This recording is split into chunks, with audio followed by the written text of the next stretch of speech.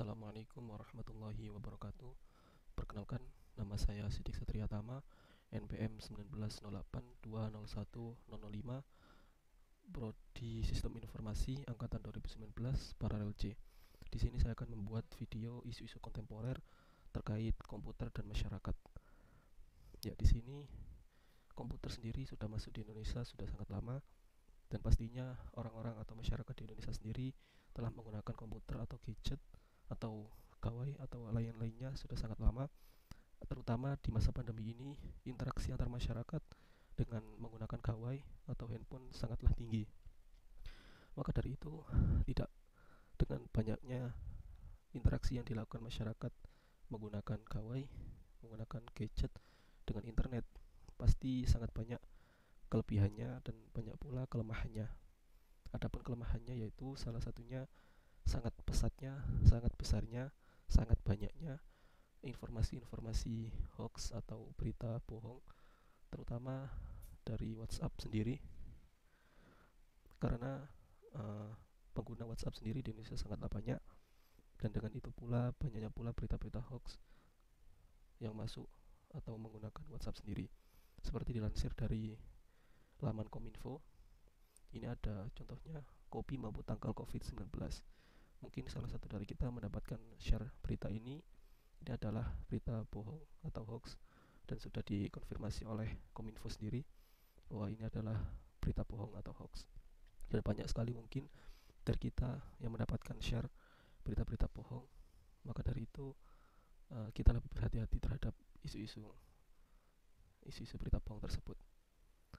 Dan adapun dilansir dari Tirto ID, laman Tirto ID, dijelaskan bahwasanya ada laporan dari Casey Newton dari The Verge. Dijelaskan bahwasanya hasil dari laporan tersebut, golongan penyebar hoax paling besar adalah warga usia 65 tahun atau lebih, yang besarnya mencapai 11%. Sementara penyebar hoax untuk golongan usia 18 tahun sampai 29 tahun hanya 3%. Riset tidak sampai membedah jawaban soal mengapa pengguna golongan tua lebih banyak berstatus sebagai penyebar hoax. Meski demikian, Andrew dan kawan-kawan menyodorkan beberapa teori bahwa yang pertama, orang tua lebih terlambat.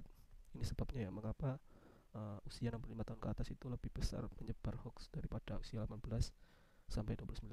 Yang pertama itu, orang tua lebih terlambat mengenal dan menggunakan internet dan media sosial dibandingkan generasi yang lebih muda, generasi milenial atau dan generasi Z. Literasi digital mereka rendah.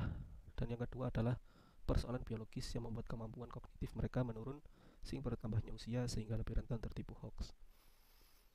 Dan dikatakan juga, Ketua Masyarakat Anti Fitnah Indonesia Mafindo, Setya Eko Nugroho, menyebut orang tua itu sebagai digital imigran. Mereka berada di kisaran usia 40 tahun ke atas, bisa dikategorikan sebagai generasi X atau generasi yang lahir pada awal pertengahan 1960 hingga 1980. Dari Mavindo sendiri belum pernah buat riset identifikasi penyebaran hoax berdasarkan usia, tapi laporan dari kawan-kawan lain memang menyatakan pihak yang rentan jadi penyebar hoax adalah kalangan digital imigran atau generasi X ini ya.